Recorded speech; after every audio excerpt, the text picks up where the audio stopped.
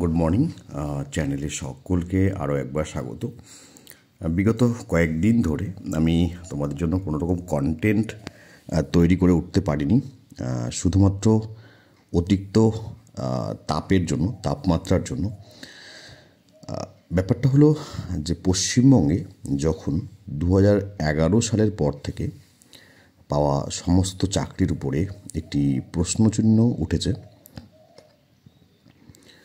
ঠিক যখন পশ্চিমবঙ্গে প্রায় 25,000-এর বেশি শিক্ষক, শিক্ষিকা, ক্লার্ক, গ্রুপ ডি ইত্যাদি পদের চাকরি নিয়ে যখন হাইকোর্ট, সুপ্রিম কোর্টে একটা বড় ধরনের আপডেট আমরা প্রায় প্রত্যেক দিন শুনতে পাচ্ছি, এবং অন্যান্য চাকরিগুলো যেমন প্রাইমারি 2016 সালের নিয়োগ সেটার উপরে, এছাড়াও 2011 সালের প্রায় প্রত্যেকটি 2011 সালের পরের প্রায় প্রত্যেকটি রিক্রুটমেন্ট নিয়ে যখন প্রশ্ন উঠতে শুরু করেছে, ঠিক সেরকম মুহূর্তে পিএসসি একটি অত্যন্ত গুরুত্বপূর্ণ নোটিশ গতকাল প্রকাশ করেছে 29শে এপ্রিল,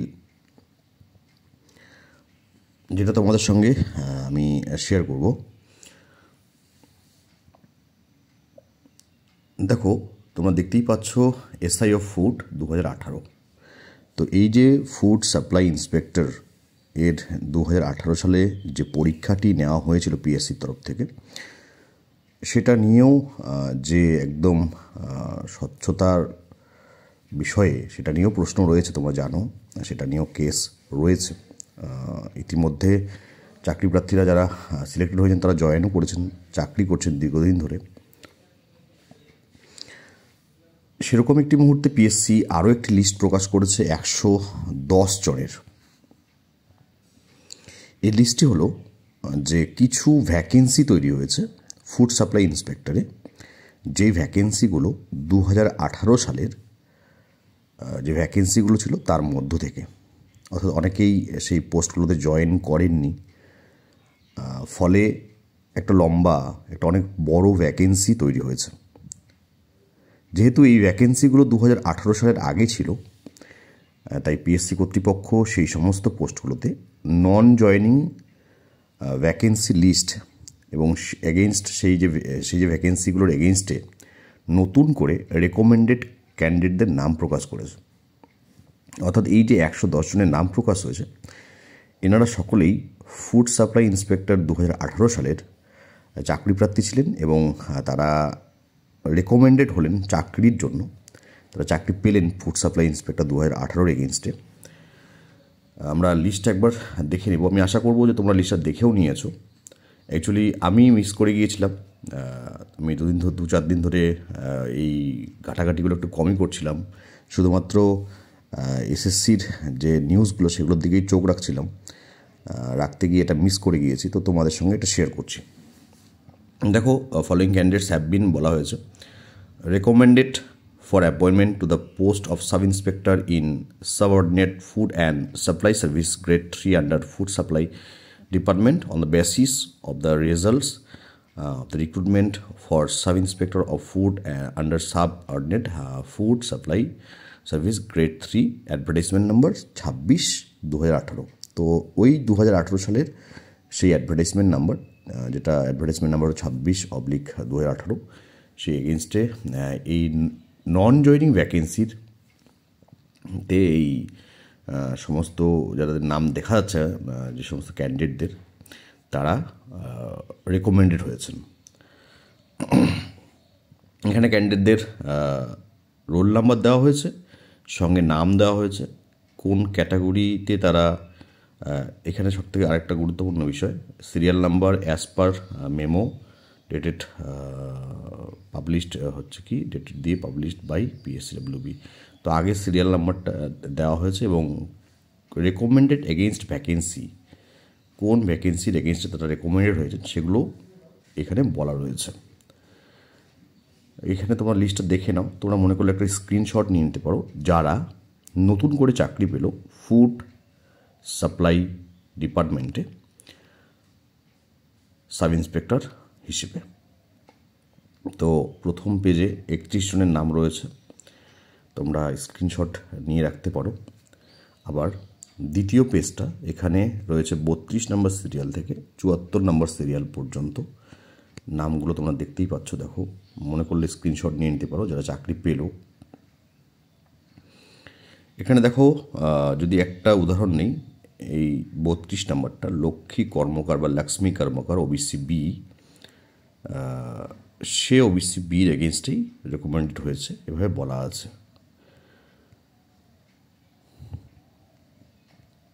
এখানে কিন্তু কোন ক্যাটাগরি এগেনস্টে রিক্রুটেড হয়েছে সবটাই বলা রয়েছে, এবং দেখা যাচ্ছে যে প্রথমে যদি আমরা খেয়াল করি তাহলে যারা এখানে ক্যাটাগরিটা মিসিং রয়েছে এই জায়গাটা ক্যাটাগরি ঘরে, তো তারা সকলেই ইউআর ক্যান্ডিডেট ছিল নিঃসন্দেহে, এবং তারা ইউআরের এগেনস্টেই তারা রেকমেন্ডেড হয়েছে।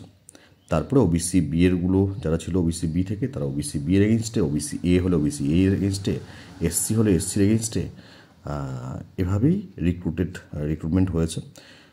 এসটি হলে যারা এসটি ছিল, এখানে দেখো তোমরা আরেকটা লিস্ট, থার্ড লিস্ট, এটা মানে থার্ড পেজ অ্যাকচুয়ালি, 75 থেকে শুরু করে 110 পর্যন্ত। তো এভাবেই পিএসসি যেটা করছে, যে তাদের যে সমস্ত পুরনো নিয়োগগুলো ছিল, কয়েকদিন আগে আমরা দেখলাম যে ফায়ার অপারেটর, সেখানেও একটা লিস্ট প্রকাশ করেছে অল্প কয়েকজনের। এখন যেটা বাকি থাকলো সেটা হলো স্কুল এসআই, এবং সাথে যেটা আরেকটা রয়েছে খুব গুরুত্বপূর্ণ, সেটা হলো আইসিডিএস সুপারভাইজার ফ্রেশার। তো স্কুল এসআই এর বিষয়টা হয়তো আর একটু সময় লাগবে। আইসিডিএস ফ্রেশার নন জয়নিং তাদের ক্ষেত্রে যদি বলতে হয়, তাহলে এটা বলবো, তোমরা নিঃসন্দেহে এটা জানো যে আইসিডিএস ফ্রেশারদের জয়নিং মোটামুটি শেষের দিকে। বেশ কয়েকটি লিস্ট প্রকাশ করে বেশ কয়েকটি ধাপে ধাপে তাদের জয়েন করানো হয়েছে, কিন্তু আমি যতটুকু জানি তাদের মধ্যে অনেকেরই বেতন দীর্ঘদিন ধরে আটকে ছিল, বা কারো কারো ক্ষেত্রে হয়তো এখনও আটকে আছে।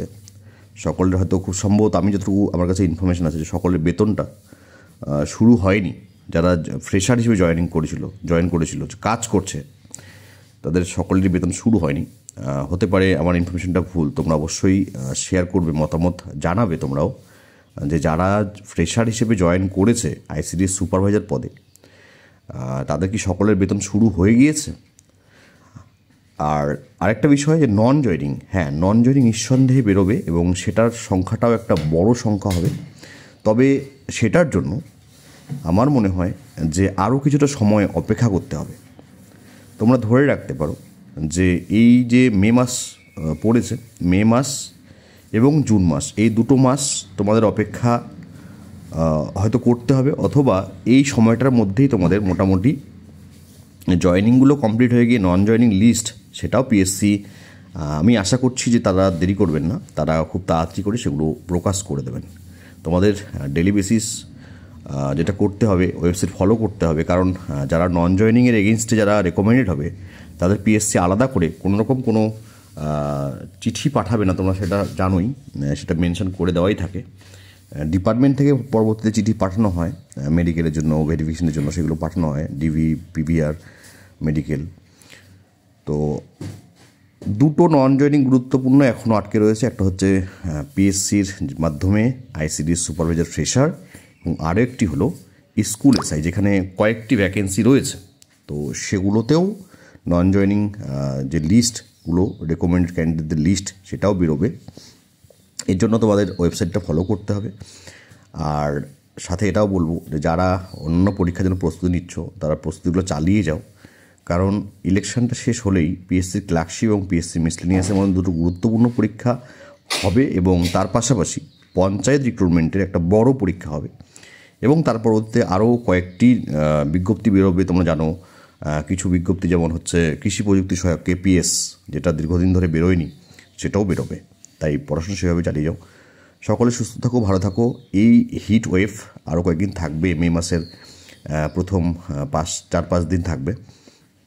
তারপরে এটা আবহাওয়াবিদদের হিসেবে আমি বলছি, তাদের বলা কথার উপরে ভিত্তি করে, তারপরে আশা করছি এই হিট ওয়েভটাও কমে যাবে। সকলে সুস্থ থাকো, সকলে সফল হও, আর তোমাদের মতামত জানাবে জয়েনিং এবং নন জয়েনিং সম্পর্কে।